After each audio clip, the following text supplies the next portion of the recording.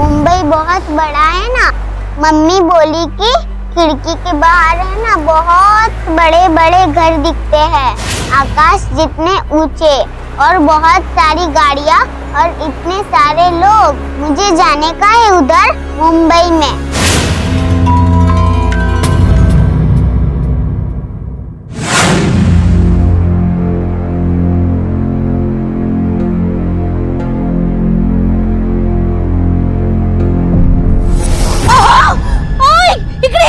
काय झाला? अरे लवकर या ना. काय आहे?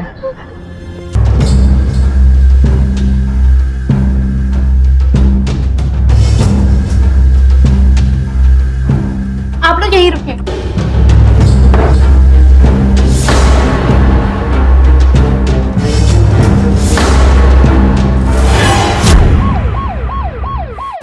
क्या नाम है तुम दोनों का? मी जयवंत साहेब आणि माझी बायको सावित्री. हम लोग रास्ते से कचरा प्लास्टिक वगैरह जमा करके बेचते हैं साहब. सुबह भी हम लोग कचरा चुन रहे थे तो हम लोग को कचरे के डिब्बे में बच्ची मिली साहब. तो तुम दोनों नहीं जानते कि बच्ची कौन है? नहीं साहब. साहब वो कहाँ मिली वो बच्ची तुम्हें? आगे वो नेशनल स्कूल है ना, उधर ही एक कूड़ादान है, वहीं पे मिली साहब.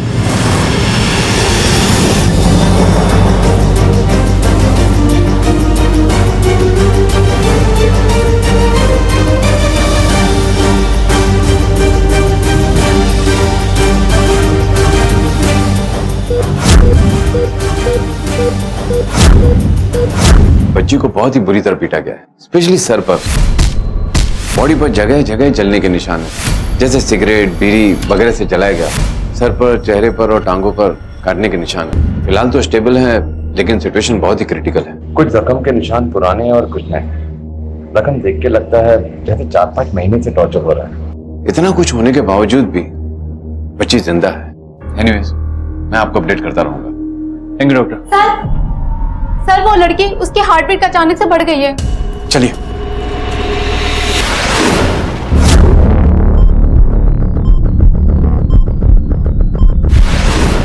बचपन, सपनों से भरा उम्र का वो पड़ाव जब उम्मीदों के चश्मे से सारी दुनिया खूबसूरत नजर आती है. बदकिस्मती से कोमल और निष्कपट बच्चे बड़ी आसानी से औरों पर भरोसा कर लेते हैं और उनकी इसी मासूमियत का फायदा उठा कुछ दरिंदे उनका शोषण करते हैं. और कदम कदम पर जोखिम भरे इस वातावरण में माता पिता की जिम्मेदारी और बढ़ जाती है.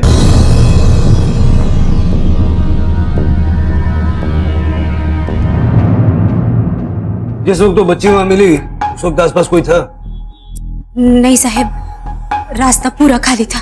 सुबह सुबह का टाइम था ना साहब, कोई पण नहीं था उधर. कहीं ऐसा तो नहीं कि तुम लोगों ने उस बच्ची के साथ कुछ किया और डर के मारे हॉस्पिटल ले गए? ऐसा मत बोलो साहब, देवा शपथ साहब, हम लोग ऐसा नहीं करे. तुलसी टेलर, कोल्हापुर. इसे बैग में रखो. साहब हम लोग को एक बेटी थी, बिल्कुल उसके जितनी, 5 साल की थी, मर गई डेंगू से. उसको देखा तो हमें हमारी बेटी की याद आई. अरे कोई बघणार इकडे. ए, जाऊ दे. ये तो हमारी. बस और कुछ नहीं साहब. हमको लगा कि साहब उसको बचाना चाहिए साहब. हमारे बच्चे उसमें देखा हमको. बोल रहे सर हॉस्पिटल से बच्चे के कपड़े मिले और कपड़े पर किसी तुलसी टेलर, कोल्हापुर का टैग लगा हुआ है. सर हो सकता है कि बच्ची कोल्हापुर से ही आई हो. नहीं, कभी तो यही मानकर चलना होगा कि जिस किसी ने बच्ची को वहां छोड़ दिया था उसी ने उसका वो हाल किया हो. मुझे नहीं लगता कि जयवंत और सावित्री ने कुछ किया हो, लेकिन उन पर नजर बनाए रखो. आखिर एक बच्ची इस बुरी हालत में. और कोल्हापुर के उस टेलर शॉप का पता लगाओ, शायद वहीं से कोई लीड मिल सकती है.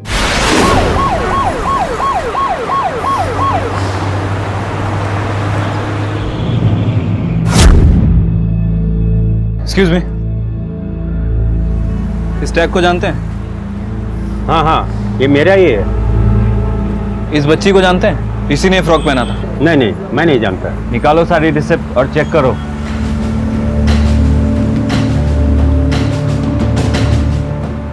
हाँ साहब, ये मिल गई. एक ये है और एक ये. ये कपड़ा तो वही है और दोनों में मेजरमेंट भी सेम है और दोनों ही 1 साल के अंदर सिले गए. मैं परी नहीं नहीं, मैं राजकुमारी. ये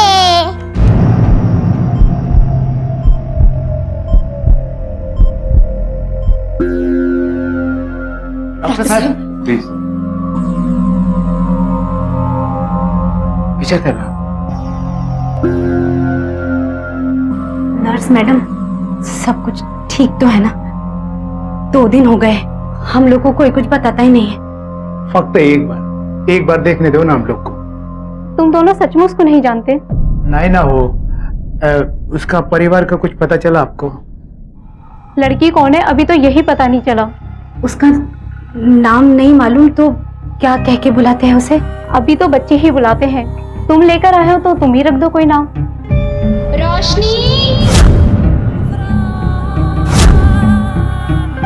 रोशनी रोशनी कह के बुला सकते हैं क्या?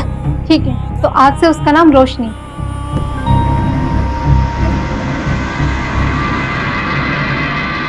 हो गया नामकरण।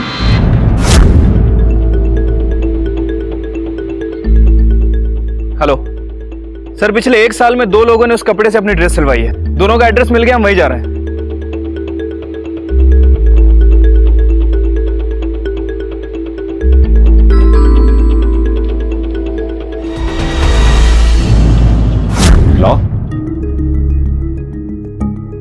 यहाँ कोई नहीं रहता साहब, घर 3-4 महीनों से बंद है। इस बच्ची के बारे में जानती हैं? जो यहाँ रहते थे उसकी एक लड़की थी, सना करके। ये वो हो सकती है पर पक्का पता नहीं। इसमें तो चेहरा ही जितना। अच्छा, ये लोग कहाँ गए, कुछ बता सकती हैं? नहीं साहब, पर यहाँ अब्बास और उसकी बाइको मुन्नी रहती थी। उसके 3 बच्चे थे। और हाँ, ये बीच वाली के जैसी दिखती है साहब। अभी कहाँ है? सर, बाप तो पुलिस के डर से गायब है। और माँ, वो तो किसी लायक की नहीं थी। अरे साहब, उसको तो बच्चे संभालना आता ही नहीं था। उसको ऐसा लगता था कि सब उस पर लट्टू हैं। आदमियों के साथ कुछ ज्यादा ही हंसती बोलती थी। अब्बास के गायब होने के बाद साहब, मुन्नी भी घर से गायब है बच्चों के साथ। अच्छा, आपको इनके कुछ रिश्तेदारों के बारे में पता है? रिश्तेदार का तो पता नहीं साहब। हाँ, लेकिन मुन्नी मीरज की थी। वो चंदनवाड़ी में रहती थी, मंदिर के बाजू में। इसे जानते हैं? ये आपकी नवासी सना हो सकती है। नहीं साहब, नहीं जानते। मुन्नी और अब्बास किधर है, और उनके बच्चे, पता है कुछ उनके बारे में? संबंध तोड़ दिए थे हमने, सारी इज्जत मिट्टी में मिला दी। दूसरे धर्म में शादी करना हमारे यहाँ नहीं चलता। साहब, सब ठीक तो है ना? कब क्या करने का मेरे को? उसने जो माँ बाप के साथ किया ना, उसका पाप मिल रहा है उसे। 1 साल पहले आई थी मदद की भीख मांगने। क्यों मदद चाहिए थी उसे? अलग होना चाहती थे अब्बास से। रोज मारता पीटता था शराब पीकर। और आपने मदद नहीं की इसकी? क्या करते साहब? पति है, मारता है, इसमें क्या? सिर्फ आप जैसे लोगों के कारण औरतों की हालत है। खैर, मुन्नी अब्बास का कोई कॉल आए या उनके बारे में कुछ पता चले, पुलिस स्टेशन आकर बताइए। मुन्नी की कोई तस्वीर है? कोई फोटो तो ढूंढ के दे देना। फोटो दीजिए। गायकवाड़ साहब, हमें आसपास के एरिया में पूछताछ करनी होगी। हो सकता है कि मुन्नी से रिलेटेड कुछ मिल जाए। साहब, मुन्नी 6 महीने पहले मिली थी। बोली बच्ची को लेके अब्बास के पास जा रही है करके। अब्बास के पीछे? और बाकी 2 बच्चे? वो नहीं मालूम साहब, उसके पीछे पुलिस पड़ी थी, वो रेप केस के मामले में। साहब, मेरी मुन्नी ठीक है ना साहब? सर, मुन्नी के 3 बच्चे हैं, सोनू, सना और जोया। सोनू 7 साल का है, जोया 2 साल की और सना 5 साल की। इसका मतलब जो बच्ची हॉस्पिटल में एडमिटेड है वो सना हो सकती है? हो सकती है सर, क्योंकि कोल्हापुर में मुन्नी के कैरेक्टर पे बहुत सारे लोगों ने उंगलियां उठाई। बट सोचने वाली बात यह है कि अगर मुन्नी कोल्हापुर से है तो सना मुंबई कैसे आई? नहीं, कहीं ऐसा तो नहीं है कि ये मुन्नी अपने सारे फैमिली को खत्म करके पैसे वैसे लेके भाग गई और एक सना ही है जो बच गई? हो सकता है सर, क्योंकि अब तक के बयान में अब्बास और मुन्नी, इन दोनों के रिलेशन अच्छे नहीं है और मुन्नी अब्बास से अलग भी होना चाहती थी। अलग होना चाहती थे अब्बास से। रोज मारता पीटता था शराब पीकर। बट सर, एक बात समझ में नहीं आ रही, अब्बास के कोल्हापुर छोड़ने के बाद मुन्नी और बच्चे उसी के साथ क्यों होली? साहब, वो मुन्नी अब्बास के पीछे गई थी साहब। जो आदमी उसको मारपीट करता था, जिससे वो अलग होना चाहती थी, उसी के पास चली गई। अपने हस्बैंड से छुटकारा पाने का मौका उसने खुद ही गवा दिया। मुझे लगता है कि उसने अपनी माँ से झूठ बोला। उसका किसी और आदमी के साथ चक्कर होगा जिसके साथ वो भाग गई है, और अपने बच्चों से छुटकारा पाने के लिए उसने बच्चों को मार दिया। सर अगर ऐसा हुआ तो और भी प्रॉब्लम हो सकती है, क्योंकि बात रोशनी और सना की नहीं है। हमें मुन्नी के बच्चे सही सलामत हैं ये भी देखना है। नाइक, हमें अब्बास को ढूंढ निकालना होगा। कोल्हापुर में एक रेप केस में अक्यूज था ना अब्बास, उसकी फोटो वहीं से मिल जाएगी। क्या सोच रहे हैं सर? अब्बास के साथ एक और बंदा था ना जो अक्यूज था। हाँ सर। कोल्हापुर पुलिस से बात करके उस बंदे से पूछताछ करवाओ, हो सकता है वो जानता हो कि अब्बास कहाँ गया। Okay sir.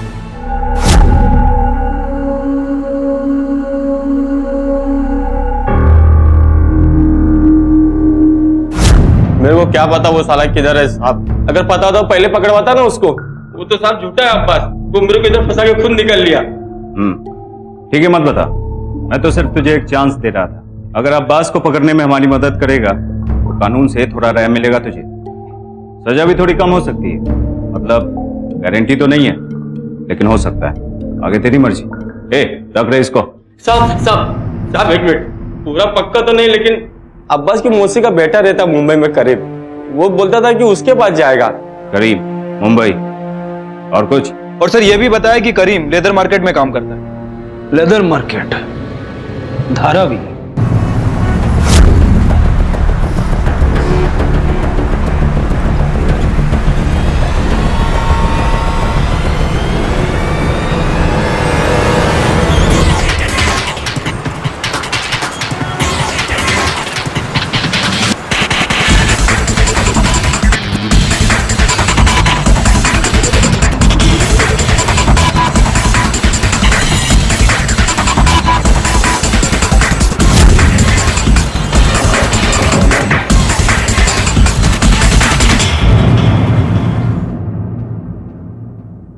सब लेकिन काय को सब मैं निर्दोष है सब, मैंने कुछ नहीं किया सब। निर्दोष है तो भाग क्यों रहा था? सब क्योंकि मेरे को लगा वो रेप केस के चक्कर में आप लोग मेरे पीछे आए करके। सब वो सब सुन ही नहीं किया था सब मैं निर्दोष है सब। वो देख, वो तेरी बेटी सना ही है ना? सब देख गौर से सब प्लीज मेरे को जाने दो सब। लाइफ में मैंने बहुत बुरा किया सब, लेकिन इतनी छोटी बच्ची की हालत सब मैंने नहीं किया सब। और सब वैसे भी लड़की का चेहरा कहाँ ठीक से दिख रहा है। ये मेरी बेटी सना मुझे नहीं लगती, मतलब मैं यकीन के साथ नहीं कह सकता हूँ सर। कांस्टेबल, ब्लड टेस्ट लो इसका। अब डीएनए रिपोर्ट ही बताएगी कि तेरी बेटी सना है या फिर नहीं। लॉकअप में डालो। प्लीज मेरे को जाने दो ना सब प्लीज ना सब।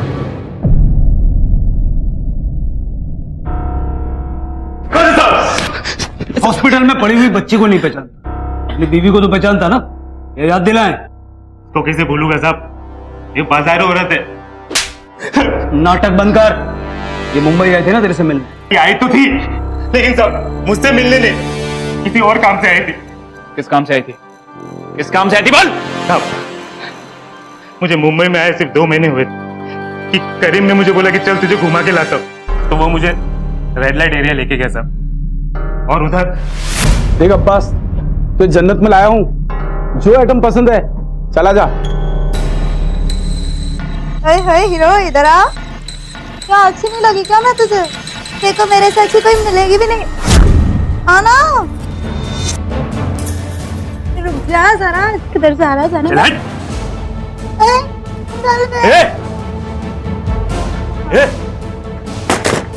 ये दरवाजा खोल, तेरे नहीं सर मेरा काम। बीवी है मेरी। अरे क्या नाटक है? बीवी है मेरी भाई। नहीं चाहिए मेरे को। तू रेगुलर आता है ना, समझा इसको। चलना है यार, निकलो। तभी मैं सोचूं कि क्या पता 3 बच्चे भी मेरी है कि किसी और की पैदाइश है सब, मुझे कुछ फर्क नहीं पड़ता उसे कुछ भी हो।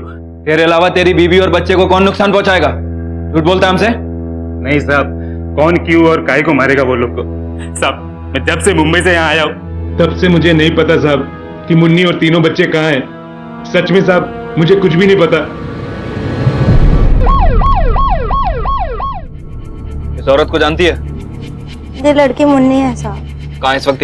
आंटी लाई थी, फिर लेके चली गई। कहाँ भेज दिया इसे? वो सब मुझे नहीं पता, पर मैंने बात करते हुए सुना था किसी अविनाश के पास भेज रही है। कौन है अविनाश? और तेरी आंटी का नाम क्या है? रजनी देवी साहब। वो घूमती रहती है धंधे के लिए, कभी कोल्हापुर, कभी राजस्थान और कभी गोवा। इस बच्ची को जानती है? ये मुन्नी की बच्ची सना हो सकती है। मुन्नी की बच्ची? साहब मुन्नी को कोई बच्चा नहीं था, वो अकेली थी। मैं जीत गई।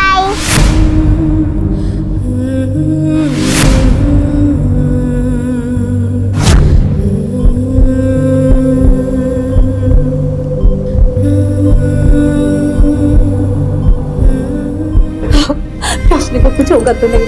काय नाही होणार आहे, तू काळजी करू नकोस. मैडम बस मैडम, क्या हुआ मैडम? आप तो बोले कि रोशनी एकदम ठीक है, फिर अचानक अभी नहीं। आप बोले थे.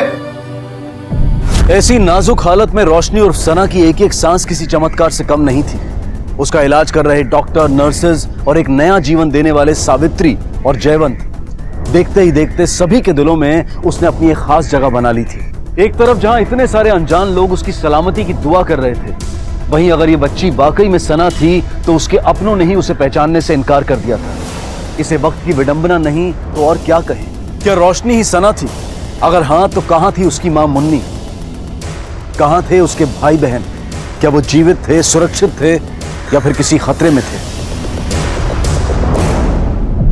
सर ये रजनी ग्रांट रोड में रहती है, धंधा उसका पति संभालता है, कभी कभार ही वहां पे आती है। और सर पूछताछ से पता चला है कि मुन्नी किसी अविनाश नाम के आदमी के साथ है। मैंने बात करते हुए सुना था किसी अविनाश के पास भेज रही है। अविनाश कोई दलाल होगा, कहाँ है वो? सर कहाँ है और कौन है अभी तक पता नहीं चला। इस रजनी के ग्रैंड रोड वाले घर का सर्च वारंट निकलवाओ और कोना कोना चेक करो, वहां से हमें कोई लीड मिल सकती है जो हमें रजनी या मुन्नी तक पहुंचा सकती है।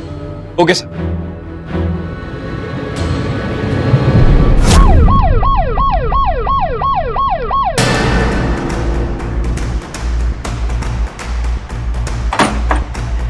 थोड़ा डाला, कोना कोना छान मारो, एक भी चीज छूटना नहीं चाहिए। इधर देखो।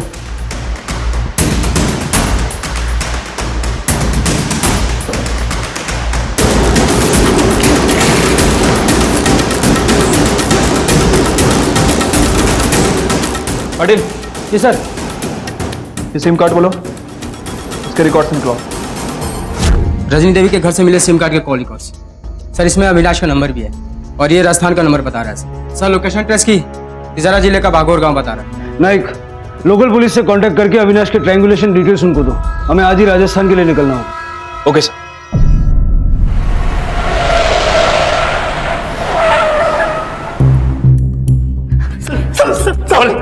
बोल कहाँ है मुन्नी? धंधे के लिए नहीं भेजा साहब, धंधे के लिए नहीं भेजा साहब, पैसे लिए साहब मैंने, लेकिन साहब शादी करवाने के लिए साहब मैंने। शादी? हाँ साहब शादी।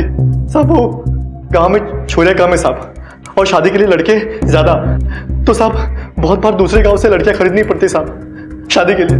सच्ची साहब, झूठ नहीं बोला साहब। किसे बेचा? क्या साहब? किसे बेचा मुन्नी को? भुवन सिंह साहब। साहब मेरा चचेरा भाई साहब, 3 लाख रुपए लिए सब मुन्नी के लिए, सब वो बागोर में रहता साहब। नाइक, इस मामले की जांच पुलिस को मुंबई से कोल्हापुर और अब राजस्थान तक ले आई थी। पुलिस को एक अहम बढ़त हासिल हुई थी, अविनाश पकड़ा गया था। अब उसके जरिए वो जल्द ही मुन्नी तक पहुंचने वाले थे। पुलिस? क्या हुआ सर? भुवन सिंह जी मैं ही भुवन सिंह हूँ। मुन्नी को बुलाओ। मुन्नी? मुन्नी नाम का यहाँ कोई नहीं रहा। अच्छा, तेरे घर जरा अंदर से देख लेते हैं, अगर मुन्नी अंदर हुई तो लंबे टाइम के लिए अंदर जाएगा। बुलाता हूँ सर।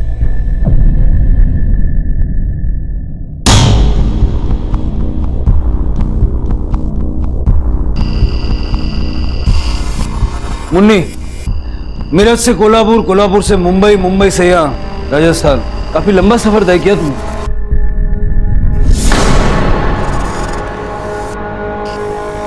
सना तुम्हारी बेटी है ना?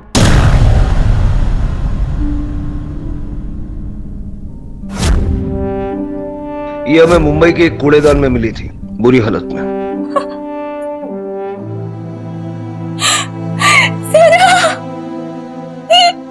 क्या हो गया? यही तो हम तुमसे पूछने आए। सोनू और जोया कहाँ हैं? या उन्हें भी मार दिया? मैं क्यों मारूंगी? मैं तो इतने महीनों से मैं खुद उनके बारे में सोच रही हूँ कि कहाँ होंगे, कैसे होंगे।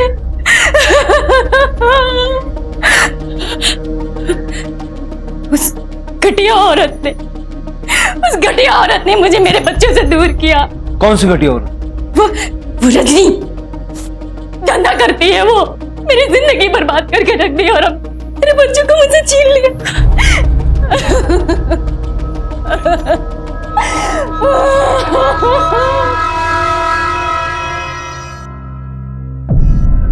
साहब, अब्बास मेरा पति, बहुत मारता था मेरे को। अब्बास पुलिस के डर से घर से भाग गया था साहब, तभी साहब पे सुमित से मिली। हाँ हाँ मैं आ जाऊंगा। थैंक यू सर, रखता हूँ। Thank you so much. बहुत ज़रूरी कॉल करनी थी, आपने फ़ोन ना दिया होता तो बहुत प्रॉब्लम हो जाती। Thank you. बहुत अच्छा था वो, प्यार से बात करता था, हम सबकी फिक्र करता था वो, मेरे बच्चों की, बिल्कुल जैसे उसी के बच्चे हो। फिर सुमित ने सांगली में मुझे अपनी बहन से मिलाया, रजनी से। वाह सुमित, बड़ी अच्छी किस्मत है तेरी जो इतनी सुंदर लड़की मिली। चलेगी ना मुंबई? लेकिन बच्चे? बच्चों को एक हफ्ते बाद ले जाएंगे। अरे लक्ष्मी है ना, दीदी की बेटी, वो संभाल देगी, टेंशन ना लो। मुंबई जाकर भाड़े पे खोली ले लेंगे, उसके बाद बच्चों को बुला लेंगे और इसी बहाने हमें थोड़ा समय भी मिल जाएगा अकेले बिताने के लिए। हनीमून। मुझे लगा मुंबई जाके मेरे बच्चों का सब कुछ अच्छा हो जाएगा, लेकिन मुंबई पहुंचते ही सुमित को काम से बाहर जाना पड़ा और फिर आया ही नहीं वो। मैं बिना मेरे बच्चों के, बिना पैसों के अकेली थी रजनी के साथ। मुझे समझ में आ गया सर कि मैं फंस गई हूँ, और फिर रजनी ने भी अपना असली रंग दिखाना शुरू कर दिया। पहले उसने प्यार से मनाने की कोशिश की, फिर धमकी दी और फिर जबरदस्ती करना शुरू कर दी।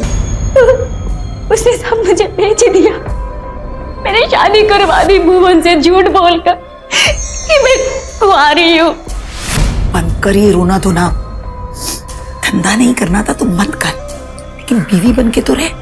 तेरे बच्चों को भी भेज दूंगी तेरे पास कुछ दिनों, लेकिन एक बात याद रखना, तेरे पास से कोई शिकायत आई ना तो काट डालूंगी तेरे बच्चों को, समझी? सिर्फ मैं अपने बच्चों के लिए चुप रही, लेकिन जब 3 महीने हो गए और ना मेरे बच्चे आए और ना रजनी और ना विना, फिर मजबूर होके मैंने भुवन को सब कुछ बताया, ये सोचकर कि शायद वो मेरी मदद करेगा, लेकिन मैं गलत थी सर। उसने तो मुझे खोली में बंद करके रख दिया। मैं क्या करती? आपको क्या लगता है सर, मुन्नी सच बोल रही है? झूठ बोलने की कोई सब्सटेंशियल वजह अभी तो नहीं दिख रही उसके पास। नाइक, अगर मुन्नी राजस्थान में ही थी, सना के साथ उसने ये सब नहीं किया। उसने गलत फैसले लिए, लेकिन अपने बच्चों की भलाई के लिए, बिना डरे उसने भुवन को सब कुछ बता दिया, सिर्फ अपने बच्चों को। मुझे नहीं लगता कि वो अपने बच्चों को नुकसान पहुंचा सकती है। सर सना का ये केस ह्यूमन ट्रैफिकिंग और प्रोस्टिट्यूशन का केस बनता जा रहा है। रजनी और सुमित को पकड़ना होगा नाइक। मुझे लगता है कि सना के साथ जो कुछ भी हुआ उसमें इनका हाथ है, और हो सकता है सर इस उम्मीद में बाकी के खोए हुए बच्चे भी मिल जाए। अगर जिंदा हुए तो। एक बच्ची तो वैसे जिंदगी और मौत के बीच की लड़ाई लड़ रही है।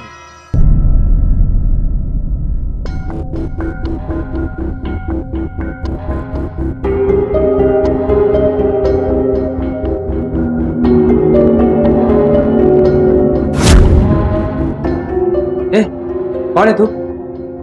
यहाँ क्या कर रही है? वो बच्ची को देख रही थी। देख लिया ना, चल जा। एक और रोशनी मौत से लड़ रही थी, पर उसकी हिम्मत देखकर ऐसा लग रहा था कि वो मौत से नहीं, मानो वो अपने साथ हुए हर अत्याचार का मुंह तोड़ जवाब दे रही हो। और दूसरी तरफ थी रोशनी पर नजर रख रही वो अपरिचित लड़की। वहीं मुन्नी के बयान के बाद पुलिस ने अपनी जांच कुख्यात रजनी देवी की खोज पर केंद्रित कर दी, और पुलिस के इस काम को अंजाम देने में उनकी मदद करने वाला था अविनाश, रजनी का सहायक, जो कि राजस्थान में पकड़ा गया था। मुझे क्यों मार रहे हो साहब? मैंने तो मुन्नी को हाथ तक नहीं लगाया साहब, मैंने तो उसके भले के लिए शादी करवाई साहब। उसके भले के लिए या फिर पैसे लेकर अपने भले के लिए? मुन्नी के बाकी के 2 बच्चे कहाँ हैं? मुझे नहीं पता साहब, मैं तो उससे मिला भी नहीं साहब, सच्ची बोल रहा हूँ साहब। सुमित का सर जी मुझे नहीं पता साहब, वो लोग सब मुंबई में होंगे सर, मैं नहीं मुंबई गया साहब। सर रजनी का जो उसने नंबर दिया था वो डीएक्टिवेट है। क्या रे? सब मुझे नहीं मालूम साहब, सब वो नंबर बदलती रहती साहब।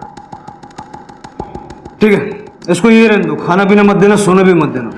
जब लॉकअप के चूहे परेशान करेंगे तो शायद याद आ जाएगा। लॉज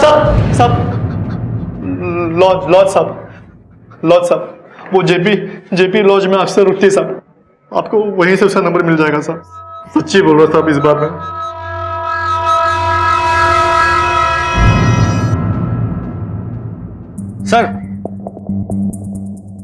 सर लॉज के रजिस्टर से एक नंबर मिला है, एक्टिव भी है और लोकेशन मुंबई बता रहा है। सर ये रजनी बड़ी शातिर लगती है, अगर मुंबई में भनक हो गई कि हम उसे ढूंढ रहे हैं तो इस बार फिर से हाथ से निकल जाएगी। नहीं नायक, अब तक वो औरों को फंसा दी रही है, अब उसके फंसने का टाइम आ गया। अविनाश का मोबाइल लेकर आओ।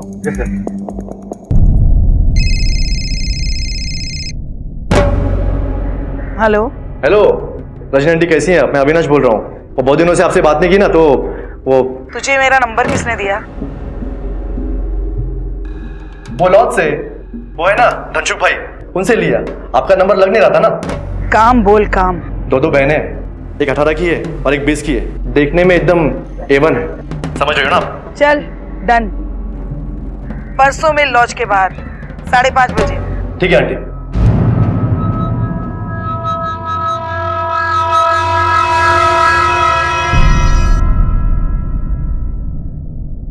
अरे अविनाश, खड़ा क्या है? बैग पकड़ मेरा। इस सब की कोई जरूरत नहीं है, वापस मुंबई जाने का टाइम आ गया, चलो। अरे लेकिन आप सब सुनिए तो, मेरी बात सुनिए। सब और मत मारो, सब मत मारो, सब हार्ट का प्रॉब्लम है, सब फालतू में मरमरा जाऊंगी। कुछ नहीं होगा तेरे दिल को, पत्थर का दिल है तेरा। इतनी सारी जिंदगियां बर्बाद कर दी, कुछ हुआ? मुन्नी के बच्चे का, सोनू, सना और सोया। साहब मेरे पास 2 ही बच्चे थे, एक वो लड़का और एक वो सबसे छोटी वाली जोया। साहब मैं तो बिजनेस के लिए बाहर जाती थी, वो प्रोमिला को रखा था साहब उनकी देखभाल के लिए। टांगली से बच्चों को मुंबई ले जाकर खिला पिला रही थी, बेचना चाहती थी ना उन्हें?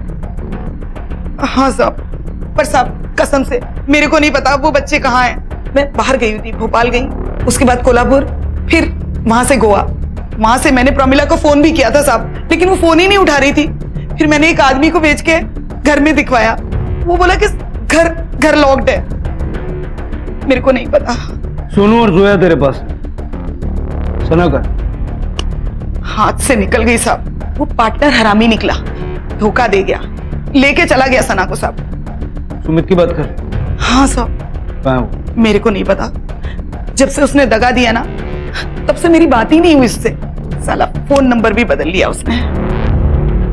बस साहब।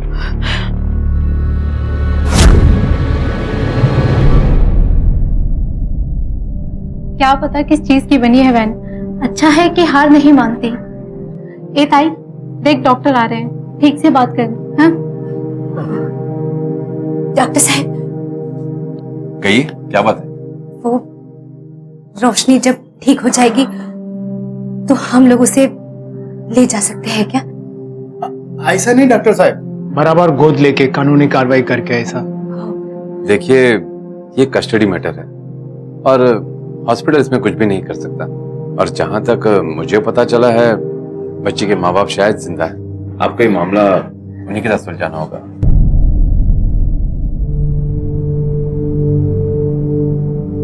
जहां एक तरफ अनेकों निसंतान दंपत्ति रोज बच्चे की चाह में दुआ करते हैं, वहीं कुछ लोग अपने बच्चे होने के बावजूद उनकी उपेक्षा करते हैं। ये केस इतना संगीन था कि जल्द ही मीडिया की सुर्खी बन गया।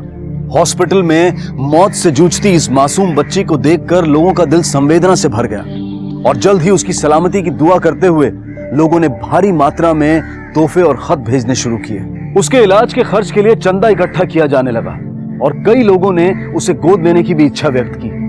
सना की पहचान अब सभी के सामने थी, पर फिर भी वो लोगों के लिए रोशनी थी।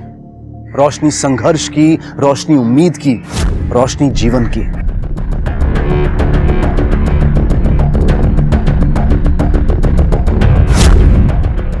प्रोमिला दत्ता, जोया और सोनू कहाँ हैं?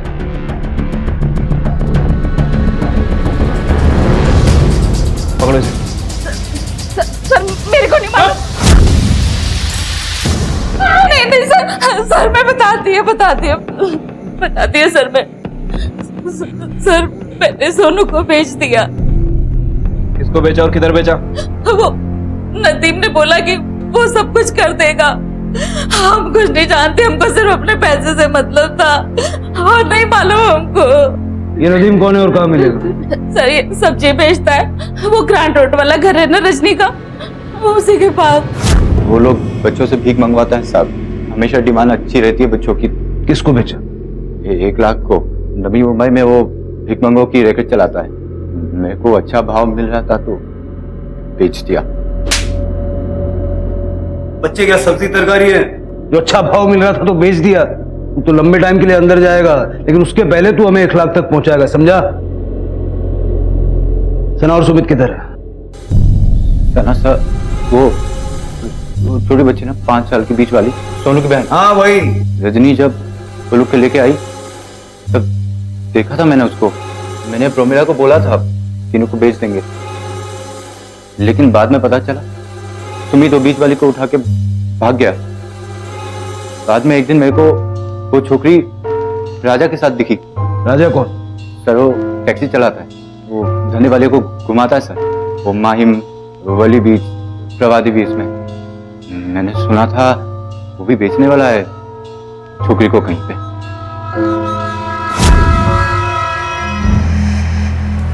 एक लाख, चल पुलिस स्टेशन, पकड़ो इसे।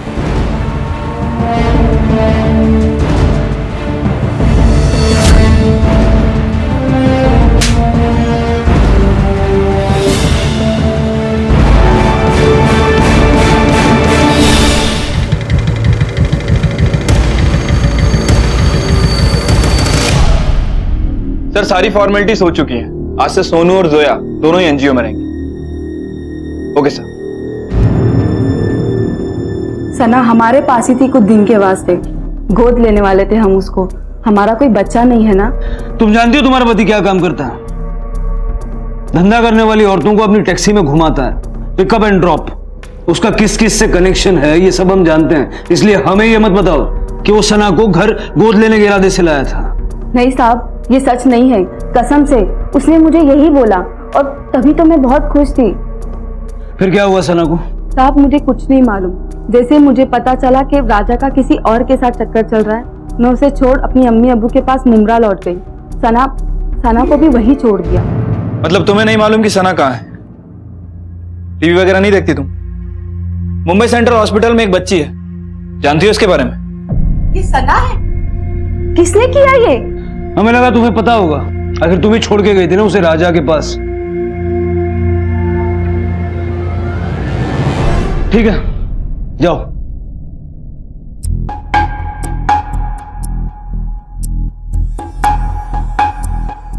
सर मुझे लगता है कि वाकई राजा पे भरोसा कर बैठी थी कि वो सना को गोद लेने के लिए लाया। बच्ची के बिकने तक घर पे जो रखना था, इसके लिए ये बहाना बनाया होगा। सर राजा की बीवी को पता नहीं कि वो कहाँ है। टैक्सी भी कई दिनों से बंद है, फोन भी बंद है। सर पता करता हूँ इस राजा के बारे में। अपुन से ड्राइवर से दूर रहता साहब, जो धंधा करने वाली औरतों को अपनी गाड़ियों में घुमाते हैं। राजा को जानता है? पता है ना साहब, राजा भाई वडाला के रहमानी चाल में तो रहता है। रहमानी चौल? वो तो साइन में रहता है। क्या बात कर रहे हैं, मैंने खुद उनकी टैक्सी बना के छोड़ के आया है। एड्रेस बता सकता है कहाँ छोड़ा था? हाँ बता सकता है ना साहब। चल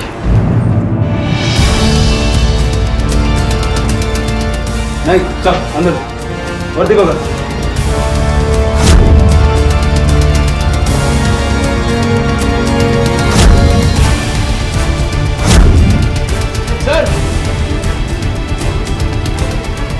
सर ये देखिए, ऐसा लग रहा है बाथरूम में किसी ने खून धोने की कोशिश की है।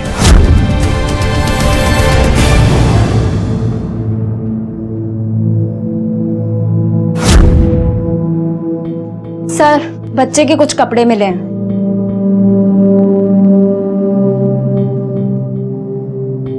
आप में से किसी को पता है कि राजा किधर है? साहब काफी टाइम हो गया उसे देखे हुए।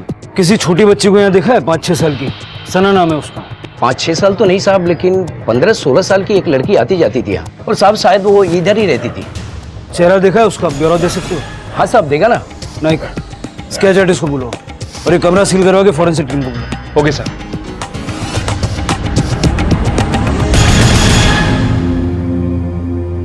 सर ये फॉरेंसिक रिपोर्ट।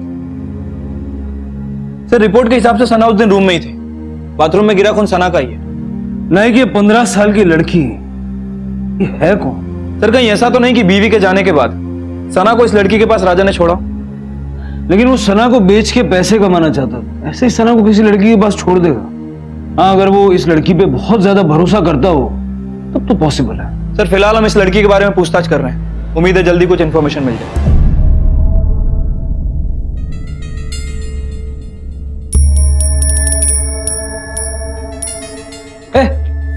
रुक, कौन है तू? वो न्यूज़ में इस बच्चे के बारे में देखा था और मैं इधर आई थी तो सोचा एक बार उसे देख लूं। ठीक है नेक्स्ट टाइम से परमिशन लेकर आने का। ये लड़की ठीक तो हो जाएगी ना? क्या मालूम, सब ऊपर वाले के हाथ में। अच्छा चल तू चल यहाँ से।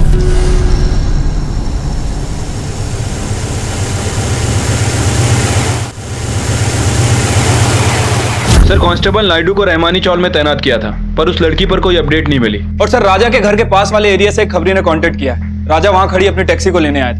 धारावी में कोई गैरेज है, वहां पे रिपेयर करवाने ले गया। ज्यादा मत कर, हवा और ऑयल डाल दे बस। ये ब्रेक ऑयल भी चेक कर लीजिए जरा एक बार यार। जल्दी करना फटाफट यार, फालतू टाइम खोटी करता है। राजा है ना? अरे साहब क्या हुआ? साहब मैंने क्या किया साहब? साहब मैंने क्या किया साहब? अरे साहब, अरे मैंने क्या किया यार? सना को कभी हाथ नहीं लगाया साहब, बेटी की तरह प्यार किया, उसको गोद लेने वाला था। साहब प्लीज मत मारो साहब, साहब माफ कर दो साहब, प्लीज माफ कर दो। क्यों झूठ बोल रहा है? हम जानते हैं तू बच्ची को बेचने वाला था। हाँ साहब बेचने वाला था उसको मैं, उसी से तो पैसे मिलने वाले थे मुझको। कुछ किया ही नहीं तो भाग क्यों रहा था? अरे साहब कर्जा था मेरे पे, घुटने पड़े थे मेरे पीछे। ऐसी सिचुएशन से बचने के लिए मैंने एक बड़ी मालदार पार्टी को पटाया। वो सना को खरीदने के लिए रेडी हो गया था, और जैसे ही मैं सना को अपनी कोली में लेने पहुंचा, वो ना तो सना थी तो नहीं गुड़िया। ये गुड़िया? हाँ साहब यही गुड़िया।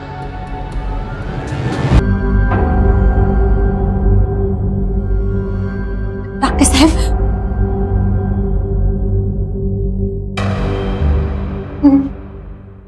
डॉक्टर साहब अभी तक तो ठीक थी वो। सावित्री, सावित्री, अरे संभाल अपने आप को, रोडो नको, रोडो नको।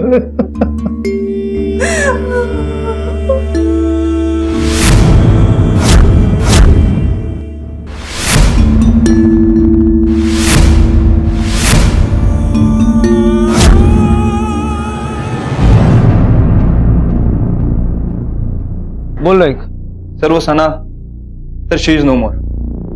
सर एक कार्डियक अरेस्ट है और इस बार वो बच नहीं पाई। इस न्यूज को बाहर फैलने मत देना। Okay sir.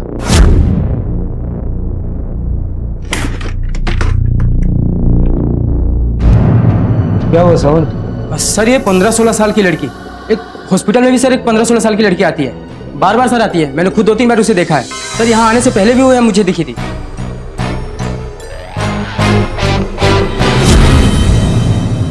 सर आपको लगता है वो लड़की आएगी?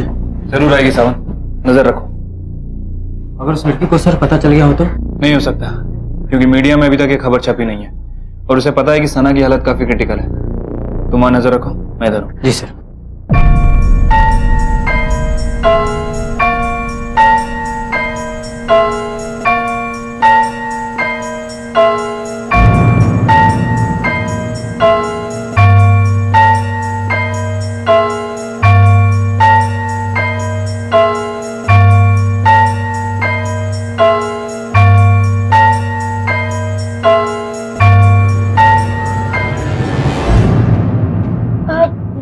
लड़की कैसी है? अच्छी है, बहुत अच्छी है। गुड़िया पकड़ो इसे। कोई फायदा नहीं, तनाव नहीं रही, ले चलो। बहुत टाइम बाद सब कुछ ठीक हो रहा था साहब। मेरे को मेरी फैमिली मिलने वाली थी, मैं, राजू, सना। उसने मेरे से वादा किया था कि वो मेरे से शादी मनाएगा, लेकिन फिर वो चला गया, 1 महीने तक नहीं लौटा। बोला था कि उसके पीछे गुंडे पड़े हुए, कर्जा था उसके ऊपर साहब, और इसीलिए वो पैसे जमा कर रहा था। उसी ने कहा था कि सना का ध्यान रखना, मेरे को अच्छी लगती थी। बाद में मैं बहुत डर गई साहब। राजू को ढूंढते हुए कुछ गुंडे आए थे, उन्होंने मुझे भी धमकी दी थी। मेरे को लगा कि ये राजू मेरे को धोखा दे के भाग गया। उसने मेरा फायदा उठाया, मुझे गुस्सा आ गया और ऊपर से सना उसे खांसी बुखार था, चुप होने का नाम ही नहीं ले रही थी, रोई जा रही थी। उसके बाद मैंने उसे कूड़ेदान में फेंक दिया। कसम से साहब, कसम से मैं उसे मारना नहीं चाहती थी, गलती से हो गया मुझसे। वो तो मैंने खबर छपी हुई देखी, इसीलिए मैं उसे हॉस्पिटल में मिलने आई थी। साहब मैं उसको मारना नहीं चाहती थी, अच्छी लगती थी मेरे को, वो बहुत अच्छी थी वो। इस मामले में जांच द्वारा आखिरकार पुलिस ने 10 लोगों को देह व्यापार, बाल शोषण तथा अन्य आरोपों में गिरफ्तार किया। मुन्नी और गुड़िया दोनों की ही बर्बादी का कारण बनी उनकी एक खुशहाल परिवार की चाह, और हसरतों के इस उलझे खेल का शिकार बन बैठी मासूम सना उर्फ रोशनी। लालच, वासना और पैसे के इस जाल में कोई एक या दो लोग गुनहगार नहीं थे। इन सब के साथ गुनहगार था वो समाज, जो गरीबी में जीते इस तबके से मुंह मोड़कर उनकी उपेक्षा करता है। देखते हैं हमारे आज के एपिसोड की दूसरी कहानी।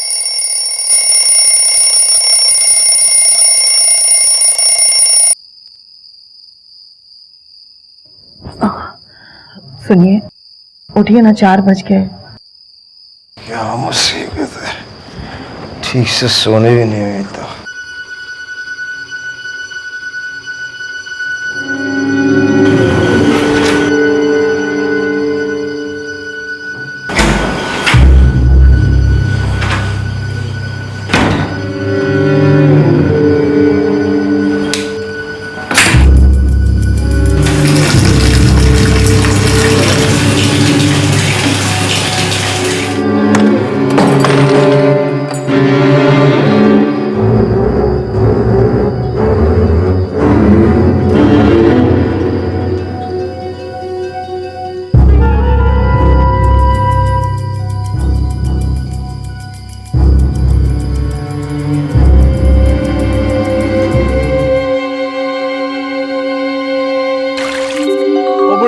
अरे सुनना बुढ़ाऊ, अगर नहीं देखेगा तो रोज कचरा साफ करना पड़ेगा।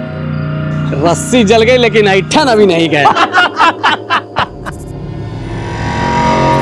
कहते हैं कि इंसान की पहचान उसके व्यक्तित्व और उसके विचारों से ही होनी चाहिए, ना कि इस बात से कि वो कौन है, कहाँ का रहने वाला है, किसका बेटा है, किसका भाई है या किसकी बहन है।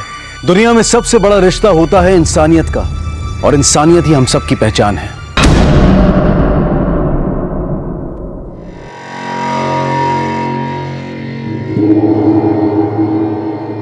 सुनिए, ये लीजिए टिफिन। आप कुछ करते क्यों नहीं? आखिर कब तक ऐसा चलता रहेगा? हम चाहे कुछ भी कर लें, हमारी किस्मत बदलने वाली नहीं है। कहाँ जा रहे हो सुमेधा? इसे कहीं बाहर मत जाने दो। लेकिन पापा। लेकिन कुछ नहीं, हम जो कह रहे हैं वो सुनो। रोज कोई ना कोई तमाशा होता है, कोई नया झमेला नहीं चाहती। मम्मी पापा को समझाओ ना, हम कब तक लोगों से डर कर ऐसे घर में कैद होकर रहेंगे? तेरे पापा ने हमसे ज्यादा दुनिया देखी है। जो तेरे पापा बोलेंगे वही इस घर में होगा। हे भगवान, टिफिन।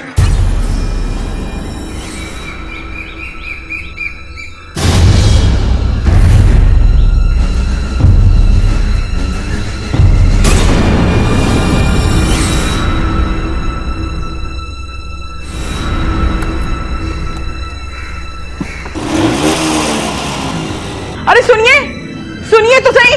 अरे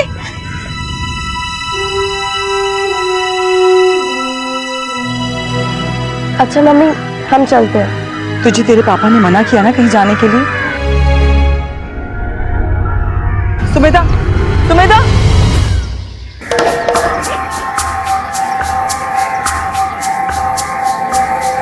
क्या हुआ माँ? पापा टिफिन ले जाना भूल गए क्या? हाँ बेटा। कोई बात नहीं, आप हमें दे दो, हम कोचिंग सेंटर जाते हुए पापा को दे देंगे।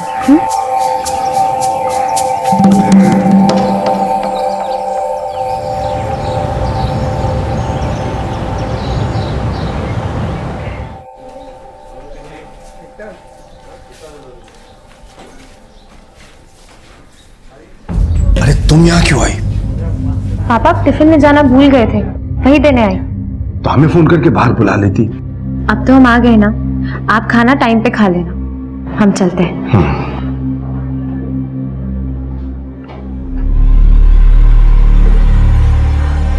ब्रज किशोर जी, ये आपकी बड़ी बेटी थी ना? काफी बड़ी हो गई है। हमारा मतलब लड़की की शादी समय रहते कर देना चाहिए। देखिए मिश्रा जी, हमें अपनी बेटी की आपसे ज्यादा फिक्र है। आप अपना काम कीजिए, हमें अपना करने दीजिए। अरे आप तो बुरा मान गए। हम कह रहे थे कि हमारे मौसेरे भाई का लड़का भी शादी लायक हो गया है। आप कहें तो रिश्ते की बात चलाऊं?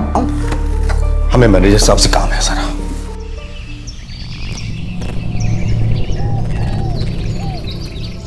घर के आंगन में तुलसी का पौधा होना बहुत शुभ माना जाता है ना? आप गौड़ ब्राह्मण हो? जी हम भी गौड़ ब्राह्मण ही हैं। हमारे बहन का बेटा बड़ी कंपनी में मैनेजर है। कहो तो आपकी बड़ी बेटी रोहिणी, उसकी शादी के लिए वहाँ पे बात चलाओ। अभी हम उसकी शादी नहीं करना चाहते। क्यों?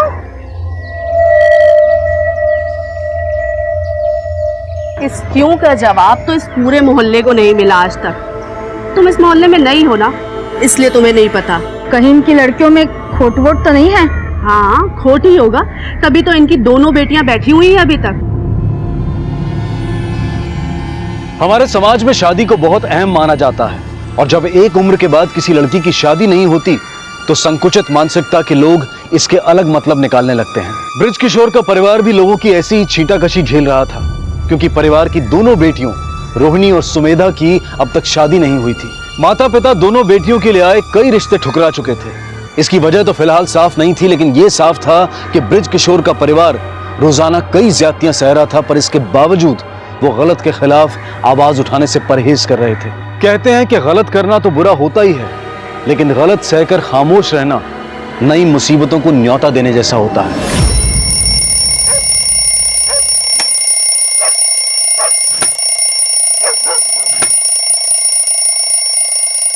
अब सुनिए, आज आप रहने दीजिए, हम साफ कर देते हैं। नहीं, तुम रहने दो, मैं कर लूंगा।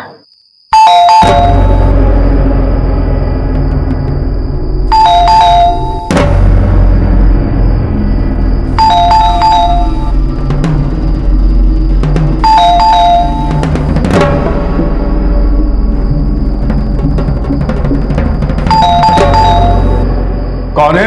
पुलिस, दरवाजा खोलिए। पुलिस? अभी?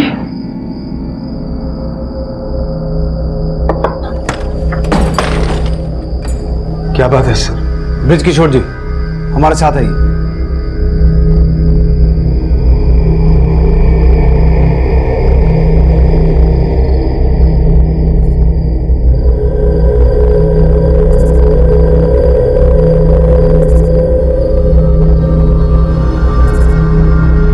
आपके पड़ोसियों ने हमें फोन किया था कि आपके घर के पास से कुत्तों के भौंकने की आवाजें आ रही है। जब यहाँ आके देखा तो कुत्ते ये गड्ढा खोद रहे थे और गड्ढे में से इस बच्चे की लाश मिली। किसका बच्चा है ये आप क्या बोल रहे हैं सर? हमें नहीं मालूम ये किसका बच्चा है सर। लेकिन बच्चे की लाश आपके घर के पास से मिली है। बच्चे को मार के यहाँ क्यों गाड़ा? हमने नहीं मारा इसे सर, हम इस बच्चे के बारे में कुछ नहीं जानते। हम सच कह रहे हैं सर, कोई हमें फंसाना चाहता है। आप आइए सर हमारे साथ, हम आपको कुछ और दिखाते हैं। आइए आइए सर, आइए। यहाँ आइए, ये हमारा स्कूटर देखिए सर, इस पर जो कुछ जनाब जनाब लिखा हुआ है, ये सब हमारे पड़ोसियों ने लिखा हुआ है सर।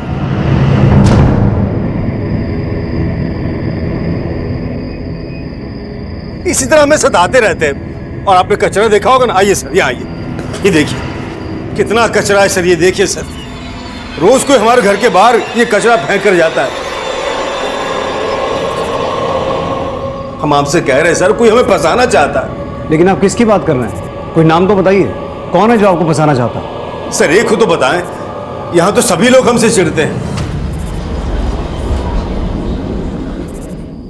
देखिए, अगर आप लोग कुछ छुपा रहे हैं तो बता दीजिए, वरना आगे जाकर आप लोगों की मुश्किलें बहुत बढ़ जाएंगी। नहीं सर, हम आपसे कुछ नहीं छिपा रहे।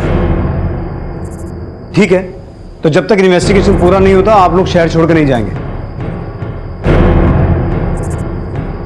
बच्चे की बॉडी को पोस्टमार्टम के लिए भिजवा और फॉरेंसिक टीम से कहना कि बच्चे की बॉडी पे जो मिट्टी है उसका सॉइल टेस्ट करवाएं। उससे ये चीज़ क्लियर हो जाएगी कि बच्चे की बॉडी को कहीं और से लाकर यहाँ गाड़ा गया या फिर यही मार के दफनाया गया।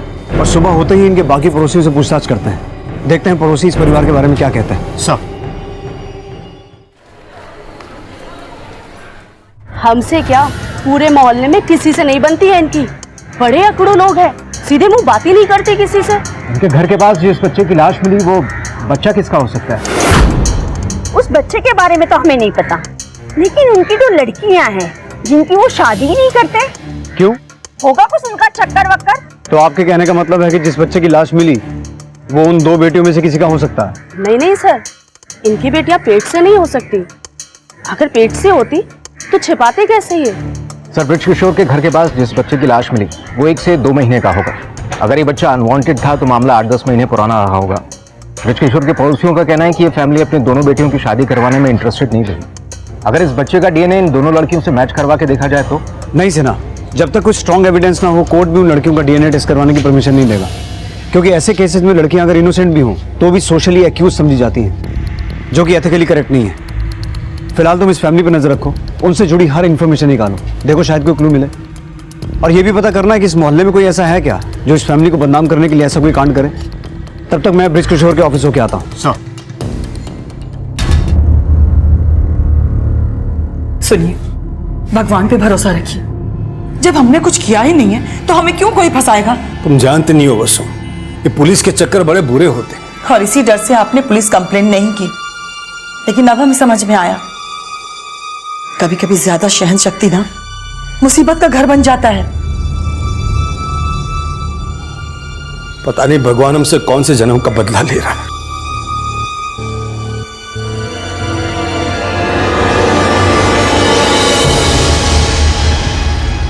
ब्रिज किशोर जी इस ऑफिस के अंदर 3 बातों के लिए बहुत मशहूर हैं। एक तो ये कि वो कभी लेट नहीं आते, और दूसरे वो कभी रिश्वत भी नहीं लेते। लेकिन तीसरी बात उनकी निजी जिंदगी से जुड़ी हुई है। सर, कैसी बात? सर, वो अपनी बेटियों की शादी ही नहीं करना चाहते। क्यों? सर, हर किसी को अलग अलग रीजन बताते हैं। किसी से कहते हैं कि भाई बेटियों को खूब पढ़ाना है, उन्हें काबिल बनाना है, तो किसी से कहते हैं कि भाई मेरी बेटियों के मुकाबले वो लड़का पैदा हुआ है। भला ये भी कोई बात हुई? लखनऊ के मुख्य सचिवालय में एक अधिकारी हैं अरुण तिवारी, मेरा दूर का भतीजा है। उसका रिश्ता लाया था, मना कर दिया। ये सब फोटो हमें मत दिखाइए शुक्ला जी, हमें इससे अपने बेटे की शादी नहीं करवानी। तो फिर किससे करवाओगे? डेंटिस्ट से, साइंटिस्ट से, नेता से या अभिनेता से? अरे ब्रिज भाई, हम आपका मान करके लड़के दिखाते हैं और आप हैं कि एकदम से मना कर देते हैं। इतना ही बुरा लगता है तो आप रिश्ते लाते क्यों हैं? हम तो समझ ही नहीं पा रहे हैं कि बेटियों की शादी ना करने के पीछे ब्रिज किशोर जी की दुविधा क्या है। अभी कुछ दिन पहले मिश्रा जी एक रिश्ता लाए थे, ठुकरा दिया। सर, हमें तो लगता है उनकी बेटियों में ही कोई खोट है।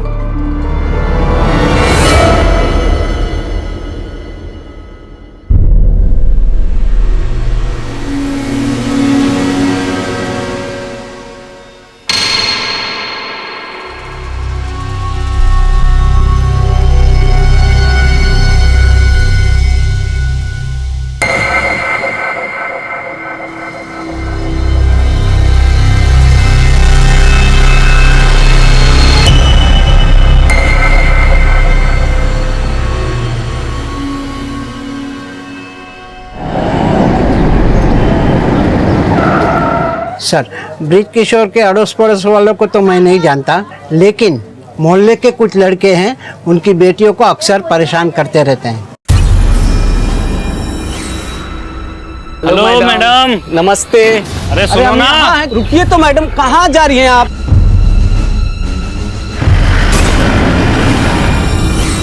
अरे मोहब्बत ना सही तो मुकदमा ही कर दे। तारीख दर तारीख मुलाकात तो होती है। वाह वाह वाह पिंटू भाई, तुम सबको तारीख दिलवा दो। चलो। तुम में से कौन ब्रिज किशोर की बेटियों के साथ छेड़छाड़ करता है?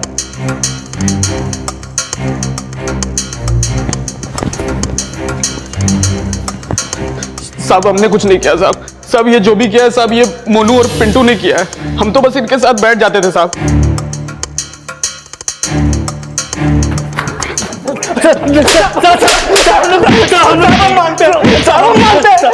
मानते हैं कि ब्रिज जी के घर के आगे कचरा हम फेंकते हैं साहब, लेकिन उनके घर में कोई बच्चा नहीं गाड़ा हमने साहब।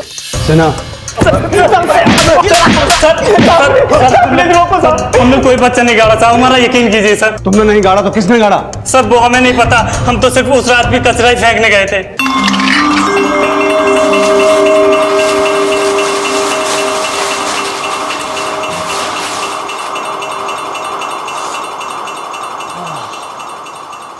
और कचरा क्यों फेंकते थे उनके घर के सामने?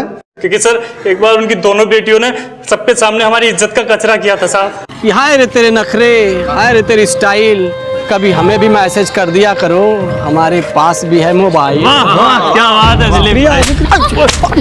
सुमेधा, सुमेधा, सुमेधा छोड़ो उन्हें, चल। हम मानते हैं कि हमसे गलती हुई है सर, लेकिन उनकी दोनों बेटियां भी कम नहीं है सर, और उनका बाप तो हमारी समझ से बाहर है साहब। हम कूड़ा कचरा कुछ भी फेंकते हैं, वो चुपचाप आता है, सीधा साफ करके चला जाता है, आंख तक नहीं उठाई हम लोगों पे आज तक। लेकिन दोनों बेटियां आफत हैं उसकी, कि दोनों के बॉयफ्रेंड है साहब। और साहब वो छोटी वाली सुमेधा, वो तो कुछ ज्यादा ही अय्यास है साहब। उसका एक बॉयफ्रेंड था आदित्य।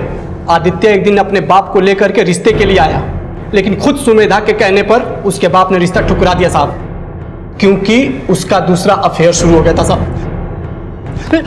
और ये सब बातें तुम्हें कैसे पता है? साहब छोटा सा मोहल्ला है अपना साहब, बात पता चली जाती है साहब। सर हमने कुछ नहीं किया सर।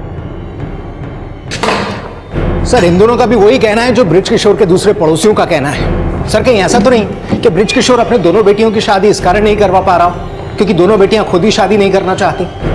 लेकिन हमें पता ये लगाना है सिन्हा कि ब्रिज किशोर की दोनों बेटियों की शादी ना होने का ऐसा क्या राज है जो उस नवजात बच्चे की जान का दुश्मन बना? ब्रिज किशोर की दोनों बेटियों के कैरेक्टर के बारे में अच्छे से पता करो, ये पता लगाओ कि उनकी जिंदगी में ऐसा कोई है जिसका कनेक्शन उस बच्चे से हो सकता है, और इन मजनुओं की पूरी हिस्ट्री निकालो। हो सकता है इन्होंने कोई कांड किया हो ब्रिज किशोर की पूरी फैमिली को फंसाने के लिए। सर और बिठा जवान लड़कियों को घर में, बच्चे की लाश तो मिल ही चुकी है, पता नहीं अभी आगे क्या क्या हो। आज तक इनके कानों में कभी जू रेंगी है जो अब रेंगेगी। जू और कीड़े मकोड़ों जैसी सोच आप लोगों की है, खबरदार अगर फालतू मुंह खोला तो। सुमेधा चलो यहाँ से। पापा चलो तुम यहाँ से, चल अंदर। पापा बोलो। चल अंदर, ये सब तेरी वजह से।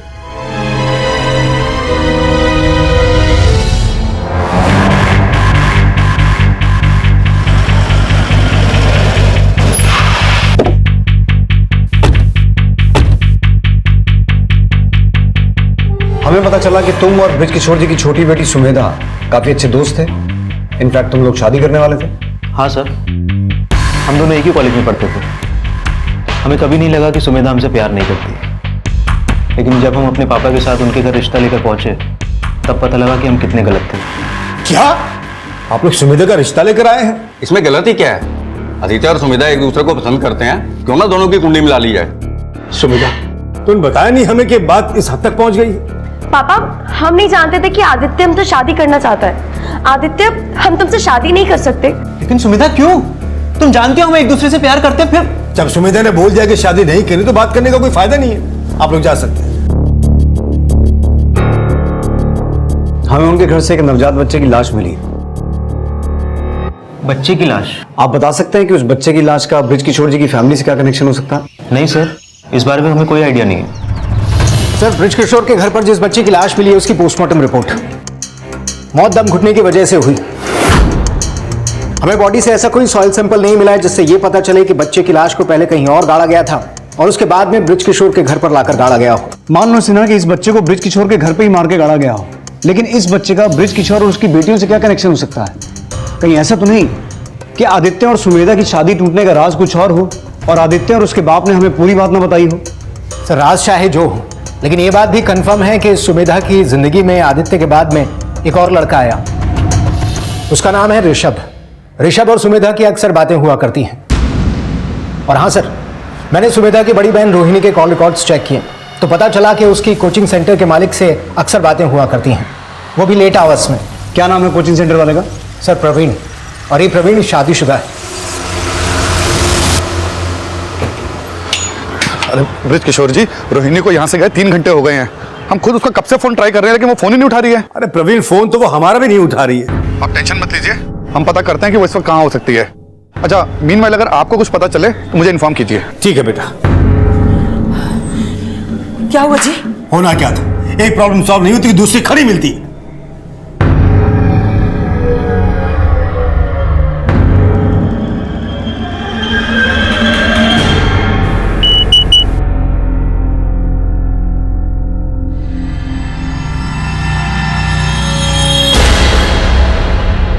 ये रोहिणी फोन क्यों नहीं उठा रही?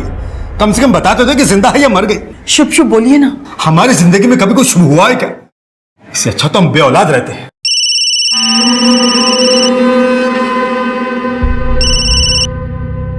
क्या हुआ? किसका फोन था? अननोन नंबर था। अननोन नंबर था तो उठा लेती। हाँ। क्या पता रोहिणी फोन कर रही हो। पापा वो ऋषभ का फोन था। मुझे ऐसा लगता है सिन्हा कि आदित्य के बाद सुमेधा की ऋषभ से शादी इसलिए नहीं हुई क्योंकि उसकी बड़ी बहन रोहिणी अभी तक कुंवारी है, और रोहिणी की शादी अभी तक इसलिए नहीं हुई क्योंकि उसका अफेयर एक शादीशुदा आदमी के साथ चल रहा है। अब इन दोनों बहनों से पर्सनली मिलकर पता चलेगा कि इन दोनों की शादी ना होने की वजह क्या है। ब्रिज किशोर के आंगन में एक नवजात बच्चे की लाश का मिलना क्या वाकई किसी की साजिश थी, या फिर ब्रिज किशोर का परिवार कुछ छिपा रहा था? पुलिस फिलहाल किसी के खिलाफ कोई सबूत तो नहीं जुटा पाई थी, लेकिन ब्रिज किशोर की दोनों बेटियों रोहिणी और सुमेधा का चरित्र शक के दायरे में था, और इसी बीच रोहिणी का लापता हो जाना पुलिस के शक को और भी पुख्ता करने वाला था। हमारी रोहिणी की हर फ्रेंड से बात हुई, वो किसी के पास नहीं गई। लगता है हमारी रोहिणी आ गई। हमें सुमेधा और रोहिणी से कुछ बात करनी है। सर लेकिन रोहिणी तो घर पे नहीं है। हम सब खुद उसका वेट कर रहे हैं। सर, रोहिणी की लास्ट क्लास ठीक 3 बजे खत्म हो जाती है, और वो आज भी दिन के 3 बजे हमारे कोचिंग सेंटर से चली गई थी। सर हम कई घंटों से रोहिणी का फोन ट्राई कर रहे हैं सर। रिंग तो जा रही है लेकिन वो फोन ही नहीं उठा रही।